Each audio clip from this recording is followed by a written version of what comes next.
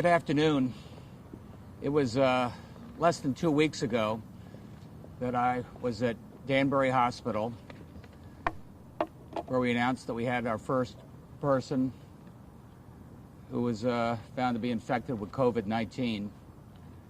And it's less than 2 weeks later that I regret to inform you that we've had our first Connecticut fatality from an 88-year-old man. Went from nursing home to Danbury Hospital, and he died of complications related to COVID-19. And the first death is not unexpected, but it's a shock. It's a shock because it makes this so real for all of our families. Our hearts go out to that man and his family. Moment of silence. Our hearts go out to all the families across the state of Connecticut and our great state and our great country. I've just trying to talk to our ministers, and we couldn't get on the phone because the lines were overwhelmed. We were talking to our United Way 211 folks, and more calls today than ever before, over 2,500. Some people looking for facts, some people looking for solace. Just want to know what is going on. We've been busy. I talked today with all the governors, and we pushed hard on what we need from the federal government and what each and every one of us is doing here at the local level, working with our mayors and superintendents. There was, a sense that tomorrow is too late. The federal government, it's time to wake up. I'm pleased to announce they passed just, I think, in the last, half an hour or so, a $200 billion supplemental. And that's going to be helpful in terms of Medicaid support so we can expand health care to more people so nobody doesn't go treated, so that they can get testing without any cost. It includes unemployment compensation. It includes paid sick leave. And again, so if you're not feeling right, if you feel like you may have a case of just the flu or little early symptoms, stay home. And if you're paycheck to paycheck, we're taking care of you. And the paid sick days will take care of that.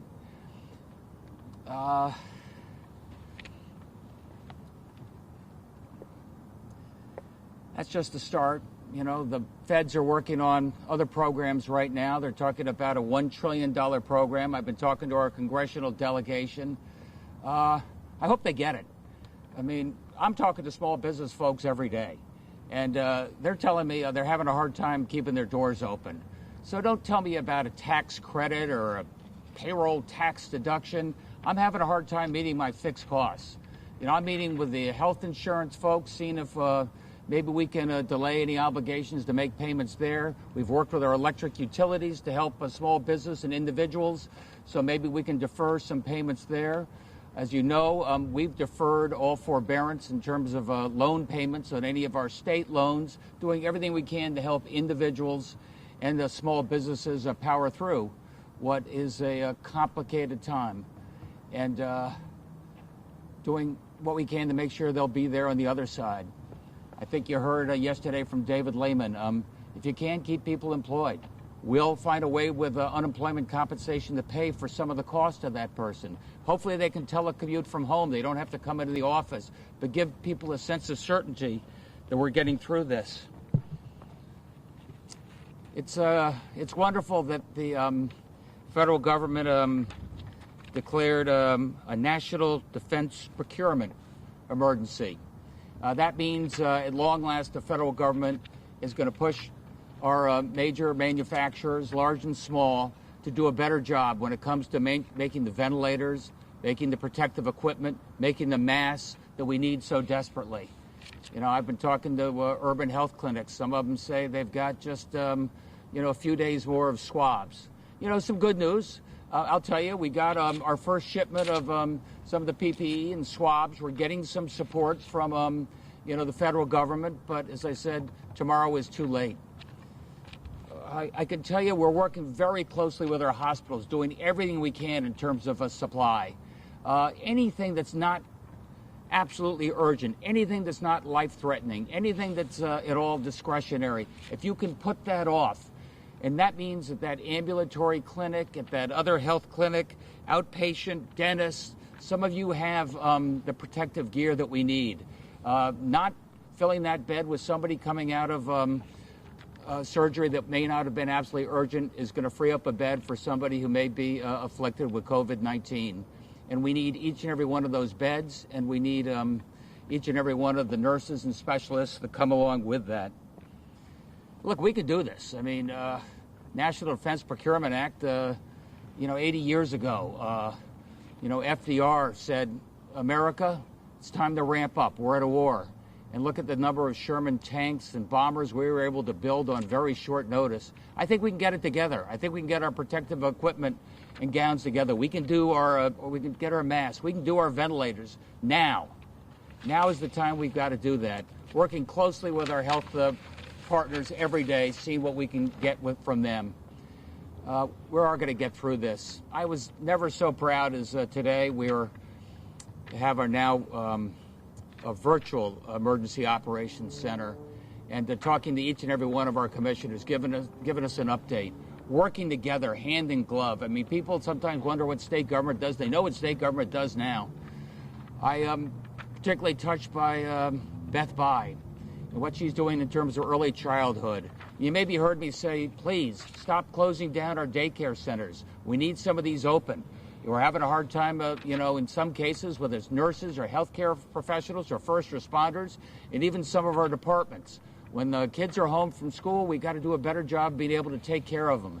And I hope to God most of you have a family member or a loved one or neighbor that can take care of those children, and maybe they don't have to go to daycare. But we do need daycare available so that those nurses and doctors and other first responders can get to work and be confident. And Beth Bye's working on that. She's trying to put together a daycare right now and child care adjacent to or at some of our hospitals, nearby our nursing homes as well, doing everything we can to make sure that our first responders are able to keep working. Look, we also had at the meeting Housing Commissioner, DSS, mental health, all the other things that get unleashed when you're confronted with a crisis like this. I mean, look at the number of folks who are homeless. And if you're homeless and you get infected with COVID-19, where do we put you? Where can we find you so you have a safe place you can be? We're trying to find additional facilities, field hospitals, other places, so that for those in need of just intermediate care, no longer in a crisis or critical condition, they can free up beds in our hospitals and make space for others going forward. Look, we've been in contact with all of our regional governors. Josh can tell you about some of the other things we're doing together. We just issued a declaration as regards our major malls. We're going to be closing them down here in Connecticut like they are in Rhode Island, New York, and New Jersey. Again, one more place where people are likely to congregate, one more place where people might get infected.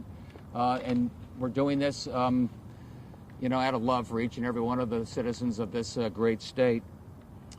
We just put up the electronic billboards up and down our highways. It says, if you're sick, stay home.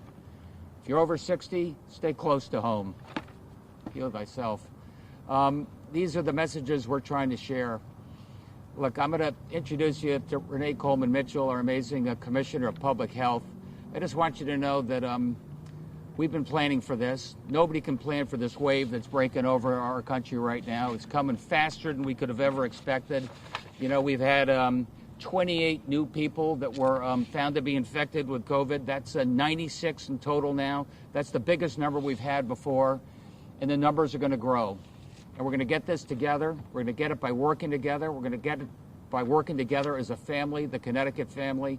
Your state government's rolling up your sleeves. The hospitals are rolling up the sleeves. The parents are doing what we can. Renee, over to you. Thank you, Governor. Good afternoon. My name is Renee Coleman-Mitchell. I'm the Commissioner for the Department of Public Health. I'd first like to take the moment to extend condolences to the family who lost their loved one. With that said, we also have to report another positive COVID-19 case at a nursing home. An elderly man who is a resident of Evergreen Health Center in Stafford Springs has tested positive for COVID-19. He's currently hospitalized at Johnson Memorial Hospital in Stafford Springs. After consulting with Centers for Disease Control and Prevention and the Centers for Medicare and Medicaid to talk about our next steps in disease monitoring, a team from DPH has been deployed to address this issue this afternoon at the nursing home and at the hospital to review mitigation efforts and infection control procedures to slow down and prevent the spread of COVID-19 within our nursing homes. I also like to report that we are still working diligently in having a number of alternate space sites on hospital campuses throughout the state.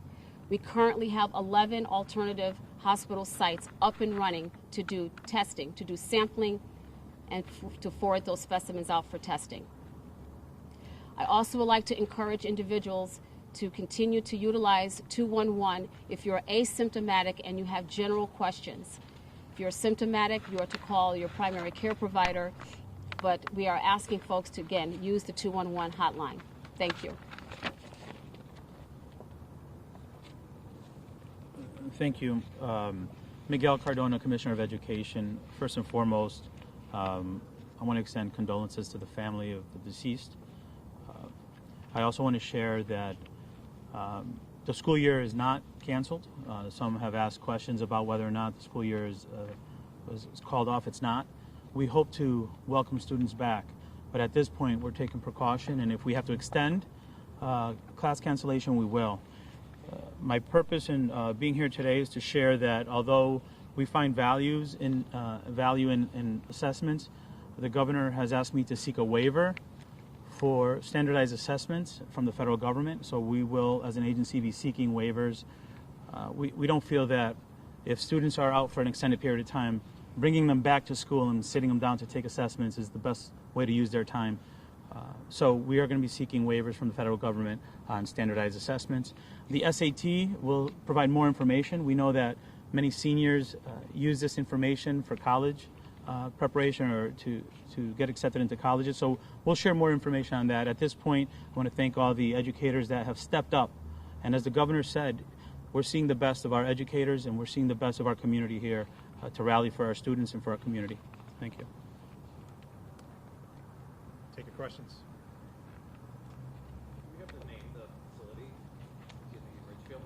Yes. And what's being done for the residents of that facility? Yes, the facilities, it's Benchmark Senior Living at Ridgefield Crossing.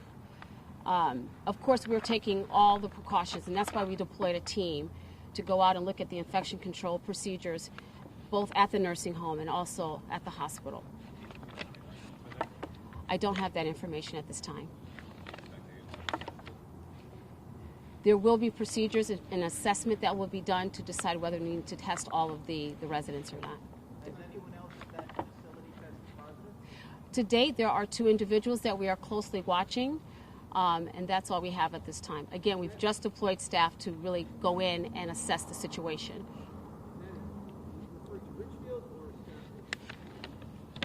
The facility, the assisted living facility, is called Benchmark Senior Living at Ridgefield Crossing. So there are 2 Ridgefield positive there. I'm sorry. Let me clarify. And let me take a step back. And I apologize for the discrepancy. It is Evergreen Health Facility where we have our COVID-19 positive. What you were referencing is the individual that has passed away, where they were from. Nobody else in Ridgefield tested. Did you also dispatch a DPH team to the Ridgefield facility to see if there's any other information for contact investigation or anything else your DPH, as a regulatory agency, our role and responsibility is to always go out and assess the situation in regards to infection control procedures whenever we have these situations occur, when there's infections or outbreaks. So yes, you have a team in Ridgefield as well? We will be deploying a team at Ridgefield, yes. Just so I can Yes. Anyone else at that facility tested positive? Not to our knowledge at this time. Regarding the swab, where are we? Are hospitals running short of those? Has it slowed down the state's ability to do testing? Not yet. So we haven't had any reports yet of anyone who's run out, which is essentially your question. But we do know, as the governor mentioned, that some facilities are getting increasingly concerned that they're starting to run low on some of those supplies, which is why the governor, issued the call that he did a moment ago to all healthcare facilities around the state, including dentist's office, really anyone who has personal protective equipment that could be useful to those on the front lines of caring for COVID-19 patients in the coming weeks, that we're asking them to not consume those supplies with elective procedures or procedures that are not life-saving in the next several weeks, and instead donate them through our process with the public health department so that we can redeploy those to the front lines of the fight against COVID-19. And do you have the number of people who have been tested? 96 positive? Yeah, so the team has been working to collect all of the negative test results from all these private sector labs all over the place. We now have compiled data to indicate that we have over 700 tests completed statewide, of which 96 are positive. How many hospitalizations, do you have an update on that? 24 hospitalizations as of 4 o'clock. And is it across the whole state now, county by county breakdown? Well, yeah, I think we added our first case in Middlesex County. The details will be in the press release that's coming out. Is the 700 from the state lab, or that's now state plus private? That's all. So that's state lab plus private testing and a wide variety of sources that are doing private testing. Is there any sense of when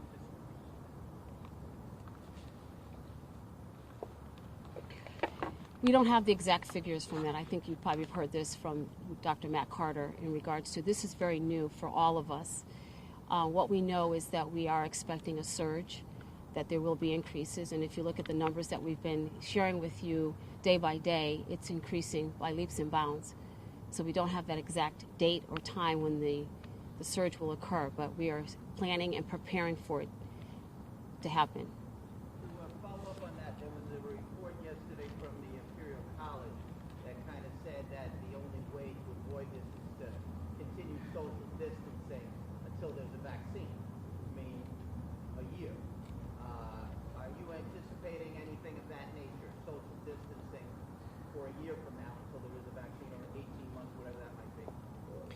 We continue to message as much as we can that social distancing is absolutely expected, and we continue to share that folks should continue to do social distancing.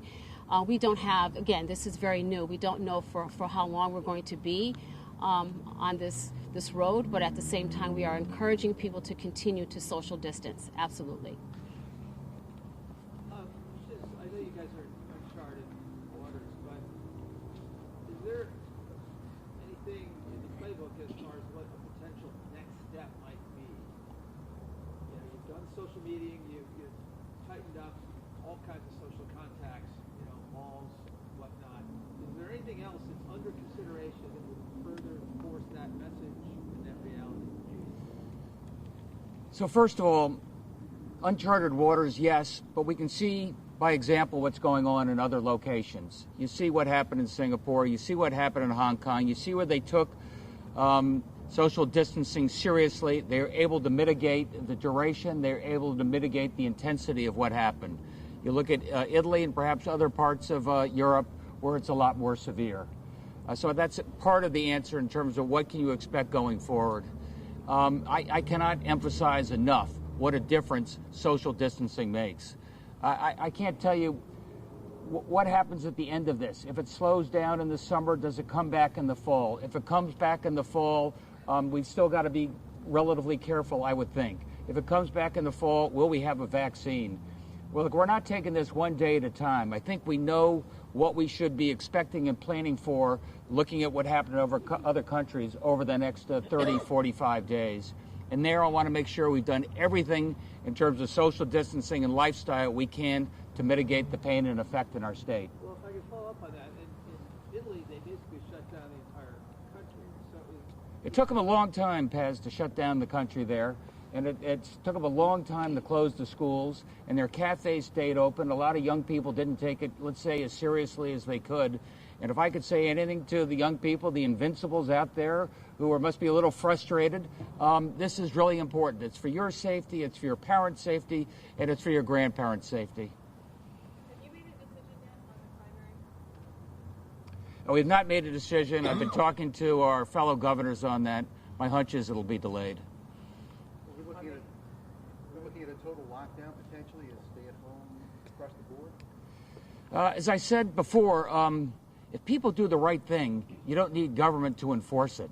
If young people understand what it means to stay away from those social interactions and stay home, if older folks make sure they stay at home and don't go out, all the things that maybe a lockdown would try and accomplish, I hope we could do that voluntarily. This is America. On that point, Governor Cuomo has basically said, as you saw today, basically 50% of the workforce in various businesses should be working from home, except places like pharmacies and things of that nature. Have you considered that type of... I've strongly recommended that to our businesses, our municipalities. Obviously, Chris, every department and every business is sort of different. We're finding that in state government. Some places we need 80% of the people there. Other places maybe less than 30%. But obviously the real incentive is to keep as many people home as you can. And if you're a business person, you don't want everybody there at the same time in case there's an infection. It's prudent to separate out your people so they come at different times. In terms of the hospitalization, are you able to put the 24 in some perspective? Do we know what our total capacity is? And have the hospitals give you any indication of how quickly... They have. You want to take that? Yeah. So, I mean, we track on a daily basis in the Emergency Operations Center. We have a dashboard that shows, available beds across our hospital system, hospital by hospital. I think as of this morning, we had over 1,200 beds. Obviously, not all of those are in, currently configured to care for a COVID patient, but there's capacity in the system. But our hospitals, as the governor mentioned, are working very hard right now to reconfigure spaces in anticipation of a surge of acutely ill patients that do need the types of precautions to care for a COVID-19 positive patient. So there's a tremendous amount of activity going on in that area right now. Based on the numbers that Dr. Carter gave us yesterday, he was mentioning basically 6,000 people he thought had the disease. 20% will require hospitalization. Do you expect to see, I assume the answer is yes, but why haven't we seen more hospitalization based on those numbers that I just mentioned? I'll take it. I think, for one, in terms of testing, what Dr. Carter was saying is we're only testing a small sample, and we know from that sample the number of people with those infections. But more importantly, he estimated it could be 100 times that more people who are infected and don't know it.